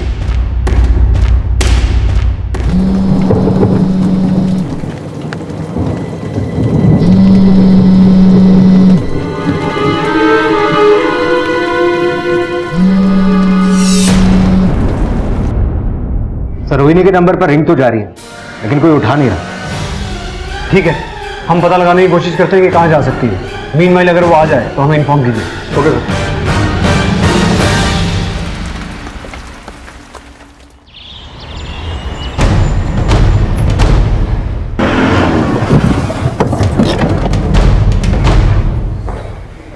सर रोहिणी का फोन कल शाम 5 बजे से लेकर सुबह 4 बजे तक गौतम नगर में एक्टिव था, लेकिन अभी उसका फोन बंद आ रहा है। इसका मतलब है रोहिणी का फोन 11 घंटे तक गौतम नगर में एक्टिव था। सिन्हा, रोहिणी के घर वालों से पता करो गौतम नगर में ऐसा कौन है जहां रोहिणी जा सकती है, और अपनी एक टीम लेकर रोहिणी की तलाश में गौतम नगर जाओ। सर रोहिणी की तलाश में जल्द ही ये सामने आने वाला था कि अब रोहिणी की हत्या हो चुकी थी, लेकिन रोहिणी की हत्या किसने और क्यों की, इन सवालों के उठने से पहले पुलिस को पता चला था कि रोहिणी आखिरी बार एक हॉस्पिटल में जाते हुए देखी गई थी।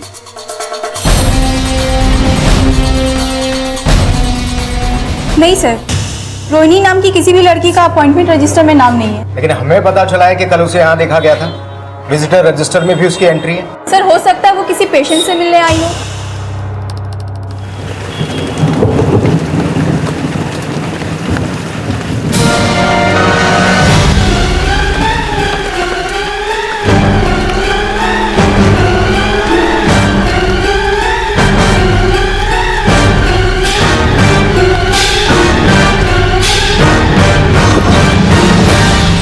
क्या हुआ?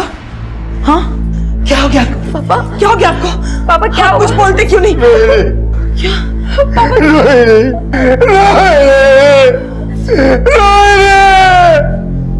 सर रोहिणी कल शाम 5 बजे इस हॉस्पिटल में आई, रजिस्टर में भी इसकी एंट्री है, लेकिन ये यहाँ पर क्यों आई इसके बारे में किसी को कोई क्लू नहीं। ना तो किसी डॉक्टर से इसका अपॉइंटमेंट था और ना ही किसी पेशेंट से मिले यहाँ आई। हॉस्पिटल का सीसीटीवी चेक करते हैं। सिंह सर, बॉडी को पोस्टमार्टम के लिए भिजवाओ। सर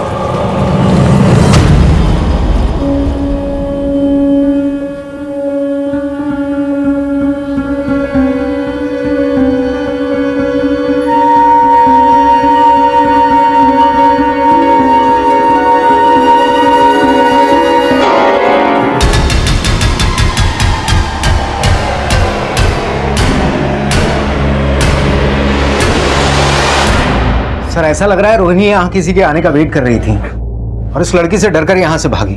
लेकिन ये लड़की है कौन? सर ये लड़की तो पागल है, और कल ये बच्चे चोरी करने की कोशिश भी कर रही थी, और इसी में इसका एक्सीडेंट हो गया और सर पे चोट आ गई, तो कुछ लोग इसे यहाँ हॉस्पिटल में लेके आए थे। कहीं ऐसा तो नहीं सर कि उसी पागल लड़की ने रोहिणी का मर्डर किया हो? ये सब तो तभी क्लियर होगा सिन्हा जब वो लड़की हमारे हाथ लगेगी। समझना ये भी होगा कि इस पागल लड़की का उस बच्चे से कोई कनेक्शन तो नहीं है जिसकी लाश हमें ब्रिज किशोर के घर से मिली थी। जो मानसिक रूप से अस्वस्थ लड़की रोहिणी का पीछा करते हुए हॉस्पिटल की सीसीटीवी फुटेज में दिखाई दी थी, उसके बारे में फिलहाल अब तक कोई स्ट्रॉन्ग लीड नहीं मिल पाई थी। लेकिन यह साफ था कि इस लड़की का उस नवजात बच्चे के साथ कोई ना कोई कनेक्शन जरूर था, जिसकी लाश ब्रिज किशोर के आंगन में पड़ी हुई मिली थी। और इसी का पता लगाने के लिए पुलिस एक बार फिर से रोहिणी के परिवार वालों से मिली। नहीं सर, हम इस लड़की को नहीं जानते। लेकिन रोहिणी जिस तरह से इस लड़की को देख के भागी, उससे हमें ऐसा लगता है कि रोहिणी इसे जरूर जानती होगी। जरा ध्यान से देखिए, शायद आप इसे जानते हो। हमने कहा सर, हम नहीं जानते इस लड़की को। आप लोग, आप पहचानते हैं इसे? चलिए मान लिया कि आप लोग इस लड़की को नहीं जानते, लेकिन इतना तो जानते होंगे कि रोहिणी हॉस्पिटल क्यों गई थी? उसे कुछ प्रॉब्लम थी? उसे क्या प्रॉब्लम होगी सर? रोहिणी बिल्कुल स्वस्थ थी। स्वस्थ थी तो हॉस्पिटल क्यों गई? हमें ऐसा लगता है कि आप लोग हमसे कुछ छुपा रहे हैं। हो सकता है ऐसी कोई बात हो जो रोहिणी ने अपने माँ बाप से ना कही हो, आपसे कही हो। नहीं सर, दीदी ने हमसे कुछ नहीं बताया। पक्का ना? अब कहना क्या चाहते हैं सर? हम लोग झूठ बोल रहे हैं? हो भी सकता है, और अगर आप लोग झूठ नहीं बोल रहे हैं तो हो सकता है कि आपकी बेटियों ने आपसे कुछ छुपाया हो। सर हम कुछ नहीं छुपा रहे। तो शायद रोहिणी ने आपसे कुछ छुपाया हो।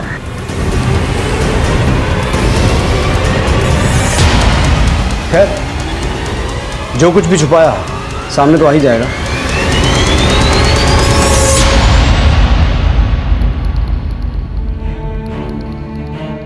प्रवीण और रोहिणी के अफेयर के एंगल को अच्छे से वेरीफाई करो और कैसे भी करके उस पागल लड़की को ढूंढो। मुझे ऐसा लगता है कि रोहिणी के मर्डर का राज उस पागल लड़की से जुड़ा है। अगर वो लड़की हमें मिल गई तो ब्रिज किशोर के घर मिले बच्चे की लाश का राज भी सामने आ जाएगा। जी सर। यह केस उस नवजात बच्चे की लाश मिलने के बाद शुरू हुआ जो ब्रिज किशोर के घर में गड़ी मिली थी। लेकिन ब्रिज किशोर की बड़ी बेटी रोहिणी की हत्या का कनेक्शन भले ही उस मानसिक रूप से अस्वस्थ लड़की से जुड़ा नजर आ रहा था, लेकिन प्रवीण और रोहिणी के अनैतिक रिश्ते का खुलासा इस केस को एक नया एंगल दे रहा था। हाँ सर, ये सच है। हम और रोहिणी एक दूसरे से प्यार करते थे। इनफैक्ट हम तो उसके साथ शादी भी करना चाहते थे, लेकिन वो हमारे से शादी नहीं करना चाहती थी। ऐसा क्यों? वो नहीं पता सर, लेकिन रोहिणी ने मना किया तो हमारे पेरेंट्स ने हमारी मर्जी के खिलाफ हमारी शादी प्रियंका से कर दी। सर, हम रोहिणी से बहुत प्यार करते हैं और शादी के 6 महीने बाद हम फिर से रोहिणी के करीब आ गए। और शायद तब तुम्हें रियलाइज हुआ कि शादीशुदा रहते हुए तुम रोहिणी के साथ अपना रिलेशन कंटिन्यू नहीं कर पाओगे। तुमने शायद रोहिणी को अवॉइड करने की कोशिश की और रोहिणी ने किसी पुरानी बात को लेकर तुम्हें ब्लैकमेल किया होगा और इसीलिए तुमने रोहिणी का मर्डर किया। सर, हम तो रोहिणी से बहुत प्यार करते थे, भला हम उसका मर्डर क्यों करेंगे? अगर रोहिणी से प्यार करते हो तो तुम्हारी बीवी प्रियंका? हम एक दूसरे को तलाक देने वाले हैं और वो तो वैसे भी अपने मायके में रहती है। सर, इस लड़की को पहचानते हो? नहीं सर, हमने इसे कभी नहीं देखा। सर, मैंने प्रवीण के कॉल रिकॉर्ड्स चेक किए, लेकिन जिस वक्त रोहिणी हॉस्पिटल में देखी गई थी तब प्रवीण के फोन की लोकेशन वहां की नहीं थी। सर, कहीं ऐसा तो नहीं कि रोहिणी का मर्डर उसी पागल लड़की ने किया हो जिससे वो डरकर भागी थी? उस पागल लड़की का गायब होना इस तरफ इशारा तो करता है, लेकिन कुछ भी हो सकता है वैसे ना। हमें इस केस को हर एंगल से इन्वेस्टिगेट करना होगा। हो सकता है प्रवीण ने रोहिणी को मरवाने के लिए किसी कॉन्ट्रैक्ट किलर को हायर किया हो और उस कॉन्ट्रैक्ट किलर ने आगे उस पागल लड़की की मदद ली हो। प्रवीण के कॉल रिकॉर्ड्स अच्छे से चेक करो, हो सकता है उसमें कोई सस्पिशियस नंबर मिले। और प्रवीण के बैंक ट्रांजैक्शन भी चेक करो, हो सकता है उस कॉन्ट्रैक्ट किलर को पे करने के लिए उसने कोई मोटी रकम अपने बैंक से निकाली हो। और सिन्हा, रोहिणी के मर्डर में प्रवीण की बीवी के कनेक्शन की पॉसिबिलिटीज भी खंगालो। सर, उस मानसिक रूप से अस्वस्थ लड़की को रोहिणी की हत्या का सस्पेक्ट मानकर ढूंढा तो जा रहा था, लेकिन इस शक की भी पुष्टि की जा रही थी कि कहीं रोहिणी की हत्या में प्रवीण की बीवी की तो कोई भूमिका नहीं। वहीं प्रवीण को भी रोहिणी की हत्या का सस्पेक्ट माना जा रहा था और एक खुलासा इस शक को और भी गाढ़ा कर रहा था। सर, प्रवीण की बीवी प्रियंका का रोहिणी के मर्डर से कोई कनेक्शन तो सामने नहीं आया। इनफैक्ट जब रोहिणी का मर्डर हुआ प्रियंका इस शहर में ही मौजूद नहीं थी। लेकिन प्रवीण की बैंक स्टेटमेंट मैंने चेक की, 10 दिन पहले ही उसने अपने अकाउंट से 5 लाख रुपए विड्रॉ किए थे। सर, हमने अपने अकाउंट से 5 लाख रुपए विड्रॉ किए, इसका ये मतलब तो नहीं है कि हमने कोई क्राइम किया हो। हम तो सिर्फ ये जानना चाहते हैं कि तुमने अपने अकाउंट से 5 लाख रुपए क्यों विड्रॉ किए। और अगर तुम नहीं बताना चाहते तो हम अपने तरीके से पूछेंगे कि तुमने 5 लाख क्यों निकाले और कहां खर्च किए। सर, वो पैसे हमने रोहिणी को दिए थे। रोहिणी को? रोहिणी ने हमसे 5 लाख रुपए उधार मांगे और हमने दे दिए सर। क्यों उधार मांगे? उसने कोई रीजन नहीं बताया। और तुमने रीजन पूछा भी नहीं? कहीं ऐसा तो नहीं प्रवीण कि तुमने वो 5 लाख किसी सुपारी किलर को दिए रोहिणी को मरवाने के लिए? आपको बार बार ऐसा क्यों लग रहा है कि रोहिणी को हमने मार दिया? क्योंकि हमें अभी तक ये भरोसा नहीं हो रहा कि तुम सच बोल रहे हो। तुमने 5 लाख रोहिणी को दिए, इसका कोई प्रूफ है तुम्हारे पास? नहीं सर, इस बात का हमारे पास कोई प्रूफ नहीं है, लेकिन हम सच बोल रहे हैं सर। हेलो सर, वो पागल लड़की गणेश नगर में देखी गई थी। एक फ्रूट वाले के फ्रूट चुरा के भाग रही थी वो। उस एरिया में सर्च करो, वो कहीं आसपास ही होगी।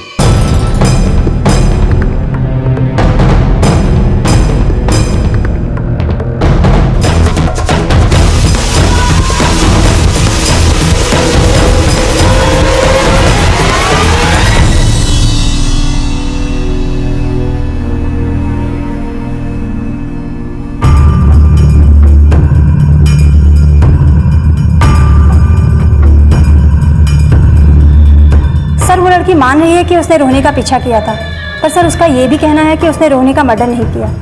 मुझे ऐसा लगता है सर कि उसने किसी को रोहिणी का मर्डर करते हुए देखा है। ये भी तो हो सकता है कि झूठ बोल रही हो सकता है रोहिणी का मर्डर इसी ने किया और यहाँ डर के ये जता रही है कि रोहिणी को किसी और ने मारा। अच्छा, उसने आपको ये बताया कि उसने रोहिणी का पीछा किया क्यों था? सर अभी ये साफ साफ बता पाना मुश्किल है, लेकिन वो ये कह रही है कि उसका एक बच्चा था जिसे रोहिणी चुरा कर भाग रही थी। बस ये बताते हुए रोने लगी। आपको क्या लगता है ये सच बोल रही है? हाँ सर, लगता तो ऐसा ही है। तो आप उससे ये जानने की कोशिश कीजिए कि अगर रोहिणी को इसने नहीं मारा तो फिर किसने मारा? सर वो अभी इस कंडीशन में नहीं है। सर अगर ये लड़की वाकई में सच बोल रही है तो ब्रिज किशोर के घर पर जिस बच्चे की लाश मिली वो बच्चा इसी का था। सिन्हा, ये लड़की मुश्किल से 17-18 साल की होगी। अगर ये सच बोल रही है तो हमें ये भी पता लगाना होगा कि इसके बच्चे का बाप कौन था और रोहिणी का इसका बच्चा चुराने का मकसद क्या था। इस लड़की का मेडिकल करवाओ और ये पता लगाने की कोशिश करो कि इसने वाकई में किसी बच्चे को जन्म दिया था, और अगर दिया था तो जिस बच्चे की लाश हमें ब्रिज किशोर के घर मिली थी उसका डीएनए इस लड़की के डीएनए से मैच करके देखो।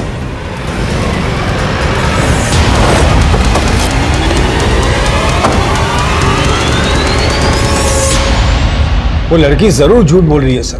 आप ही सोचे ना, रोहिणी उसका बच्चा क्यों चुराएगी? वो लड़की सच बोल रही है या झूठ, ये तो पता चल ही जाएगा। आप ये बताइए कि प्रवीण ने रोहिणी को 5 लाख रुपए उधार दिए थे? 5 लाख रुपए? नहीं सर, हम इस बारे में कुछ नहीं जानते। प्रवीण ने हमसे ये कहा कि वो अपनी बीवी प्रियंका से तलाक लेकर रोहिणी से शादी करना चाहता था, और हमें ये भी पता चला है कि वो अपनी शादी से पहले भी रोहिणी से शादी करना चाहता था, लेकिन रोहिणी ने शादी से मना कर दिया। अगर तब मना कर दिया तो अब वो वाकई उससे शादी करना चाहती थी या प्रवीण झूठ बोल रहा है? सर हम वाकई नहीं जानते इसके बारे में। आपको कम से कम ये तो पता होगा कि आपकी बेटी रोहिणी ने शादी करने से क्यों मना किया था।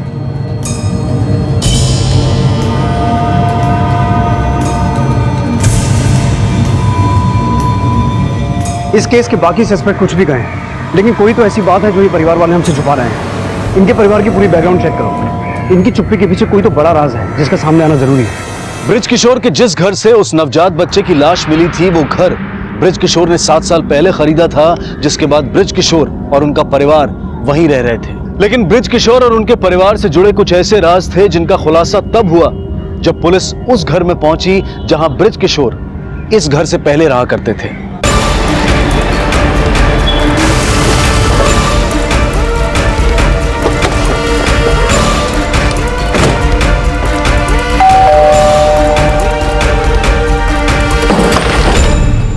जी,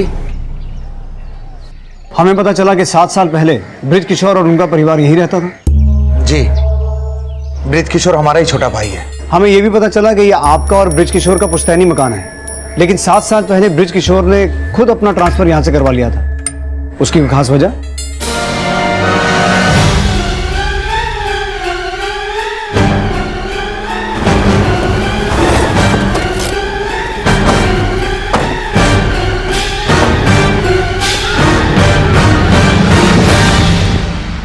आप सही बोल रहे हैं सर।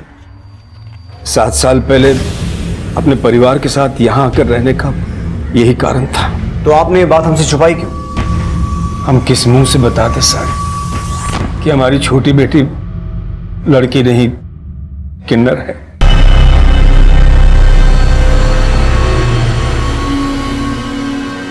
और यही वजह थी कि हमने आदित्य को सुमेधा से शादी करने से मना कर दिया।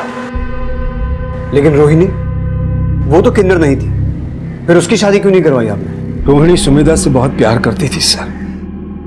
वो अपना घर बसा के सुमेधा के मन में ये हीन भावना नहीं पैदा करना चाहती थी कि क्योंकि वो किन्नर है इसलिए उसका घर नहीं बस सकता। फिर तो रोहिणी अभी भी प्रवीण से शादी करना नहीं चाहती होगी। इसका मतलब है प्रवीण ने हमसे झूठ बोला कि उसने रोहिणी को 5 लाख रुपए उधार दिए थे। नहीं सर, प्रवीण जी ने झूठ नहीं बोला।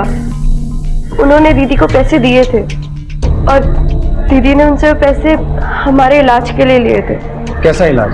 हमें पता चला कि एक ऑपरेशन के बाद हम एक लड़की बन सकते हैं, तो दीदी हमारे इलाज के लिए पैसे इकट्ठा कर रही थी। वो उस दिन हॉस्पिटल भी इसीलिए गई थी ताकि वो हमारे इलाज के बारे में पता कर सके। सर, ब्रिज किशोर के घर पर जिस बच्चे की लाश मिली थी, उस बच्चे का डीएनए उस पागल औरत से मैच करता है। अगर डीएनए इससे मैच करता है तो उसका ये बयान भी सही होगा कि उसके बच्चे को रोहिणी ने चुराया था। लेकिन सर, एक बात समझ नहीं आई कि रोहिणी ने अगर उसका बच्चा चुराया तो किस मकसद से? मुझे लगता है इसका मकसद सुमेधा से ही जुड़ा है और वो हमसे झूठ बोल रही है। एक बात मुझे अभी भी खटक रही है कि सुमेधा का आदित्य के बाद एक ऋषभ नाम के लड़के से अफेयर चल रहा है। कहीं इस ऋषभ का बच्चे की चोरी और सुमेधा के इलाज से कोई कनेक्शन तो नहीं है? इस ऋषभ के बारे में पूरी इन्फॉर्मेशन निकालो और उस प्रवीण को बुलाओ। मुझे अभी भी लगता है कि वो कुछ जानता है और हमसे छुपा रहा है। सर सर सर, हमें सिर्फ इतना पता था कि सुमेधा एक किन्नर है। सर, हमने ये बात पहले इसलिए नहीं बताई क्योंकि हमने रोहिणी को प्रॉमिस किया था। सुमेधा किन्नर है, ये बात सुमेधा के बॉयफ्रेंड ऋषभ को तो पता होगी। उसे सब कुछ पता था सर। सर, उसी ने सुमेधा को इलाज के बारे में भी बताया था क्योंकि वो उससे शादी करना चाहता था सर। और रोहिणी ने बच्चा क्यों चुराया? इस बारे में हमको कुछ नहीं पता। सर, मैंने सुमेधा के बॉयफ्रेंड ऋषभ से जुड़ी हर इन्फॉर्मेशन निकाली है। जिस दिन हमें उस बच्चे की लाश मिली उसी सुबह वो और सुमेधा गोरखपुर जाने वाले थे। ऋषभ ने अपने क्रेडिट कार्ड से 2 एयर टिकट भी बुक करवाई थी जिसमें उनके साथ एक इन्फेंट था जिसका जिक्र इस टिकट में है। लेकिन हैरानी की बात है कि किसी ने भी इस टिकट पे ट्रैवल नहीं किया।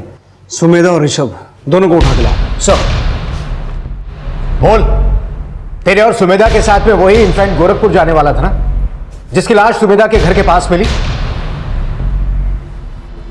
बोलो। हाँ सर, ये सच है। वही बच्चा हमारे साथ गोरखपुर जाने वाला था। तो रोहिणी ने वो बच्चा तुम्हारे लिए चोरी किया था? सर, रोहिणी दीदी ने वो बच्चा चोरी नहीं किया था बल्कि करवाया था। बता दो सर। साहब, मैंने रोहिणी को मना किया कि ये काम ठीक नहीं है, लेकिन उसने कहा कि एक बच्चा सुमेधा की जिंदगी बचा सकता है। तो साहब, मैं मान गया। मैंने अपने कोचिंग सेंटर में काम करने वाले लड़के को भेजकर बच्चा उठवाया सर।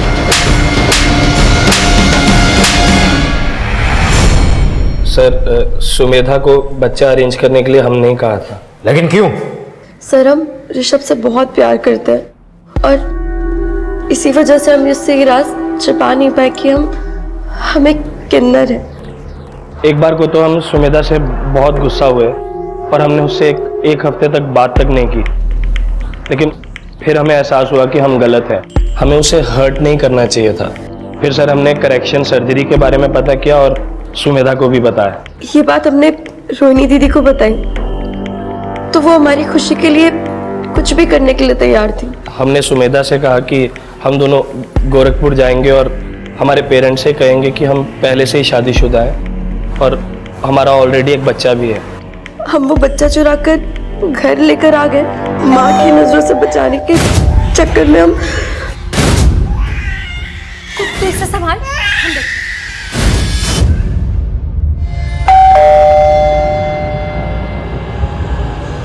अरे, आज तो जल्दी आ गए। हाँ सर, हमारी गलती की वजह से वो बच्चा मर गया। और तुम्हें यह लगा कि वो पागल औरत रोहिणी को कहीं ना कहीं तो ढूंढ लेगी और रोहिणी के चक्कर में तुम भी फंस जाओगे, इसलिए तुमने रोहिणी को भी मार दिया। नहीं सर। सर, हमारा रोहिणी दी के मर्डर से कोई लेना देना नहीं है सर, हम सच बोल रहे हैं सर। मैं ये मानता हूं कि मैंने रोहिणी के लिए बच्चा किडनैप करवाया, लेकिन मैंने रोहिणी को नहीं मारा सर। सुमेधा, ऋषभ और प्रवीण के बयान से यह साफ हो चुका था कि उस नवजात बच्चे की हत्या एक ऐसे अपराध का अंजाम था जिसमें रोहिणी की भी भागीदारी थी। लेकिन रोहिणी की हत्या किसने और किस इरादे से की, यह अब भी साफ नहीं हो पाया था। सर इनमें से कोई नहीं, वो कोई और ही होगा। रोहिणी की हत्या की गुत्थी सुलझाने के लिए पुलिस ने रोहिणी से जुड़े हर शख्स को फिर से खंगालना शुरू किया और फोन लोकेशन के आधार पर यह जानने का प्रयास किया कि रोहिणी की हत्या के वक्त क्राइम सीन पर कौन कौन मौजूद था। और जल्द ही एक ऐसे सस्पेक्ट का नाम सामने आया जिसने पुलिस इन्वेस्टिगेशन को एकदम सही दिशा दे दी।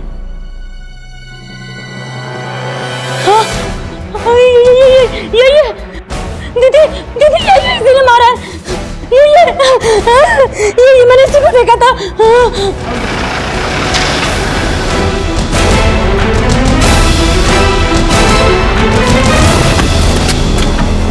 बोल।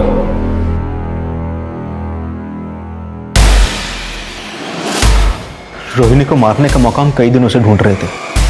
अक्सर उसका पीछा किया करते थे। उस दिन हॉस्पिटल में भी उसका पीछा किए थे और उसके बाहर आने का वेट कर रहे थे।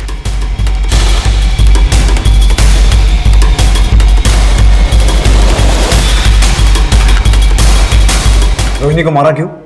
इसलिए क्योंकि उसकी वजह से सुमेधा हमें नहीं मिल पाई। वो खुद तो शादी करना नहीं चाहती थी और उसकी वजह से उसके माँ बाप ने सुमेधा की शादी हमसे नहीं होने दी। हमें हमेशा यही लगता था कि हमारे और सुमेधा के ना मिल पाने की वजह सिर्फ रोहिणी ही है और इसलिए हमने उसे मार दिया।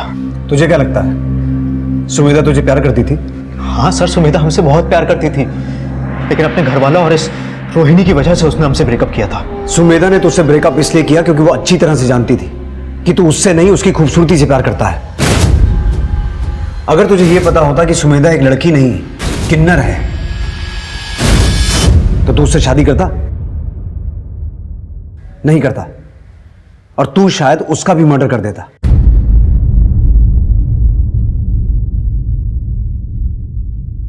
कहते हैं कि इंसान अगर अपनी कमियों से ऊपर उठने का हौसला करे तो कोई भी कमी उसकी राह का रोड़ा नहीं बन सकती।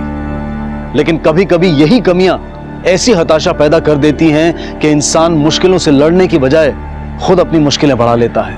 रंग रूप लिंग कुदरत की देन है, लेकिन काला गोरा, कद काठी, स्त्री पुरुष, किन्नर का यह भेदभाव हम पैदा करते हैं। माना कि दुनिया में झूठ और चालाकियां इतनी हावी हो गई हैं कि मासूमियत और सच्चापन गुजरते बचपन के साथ ही हमसे छिन जाता है। लेकिन बुरे काम का नतीजा हमेशा बुरा होगा, यह हकीकत ना कभी बदली थी, ना कभी बदली है और ना कभी बदलेगी। इसी विचार के साथ अब मैं अनूप सोनी आपसे विदा लेता हूं। फिर मुलाकात होगी अगले एपिसोड में एक और चौंका देने वाले केस के साथ। तब तक अपना और अपने परिवार का ख्याल रखें और देखते रहें क्राइम पेट्रोल डायल 100। सबक एक को सीख हम सबको। जय हिंद। इस तरह के और भी एपिसोड देखने के लिए हमारे चैनल को सब्सक्राइब करें और बेल आइकन दबाना ना भूलें।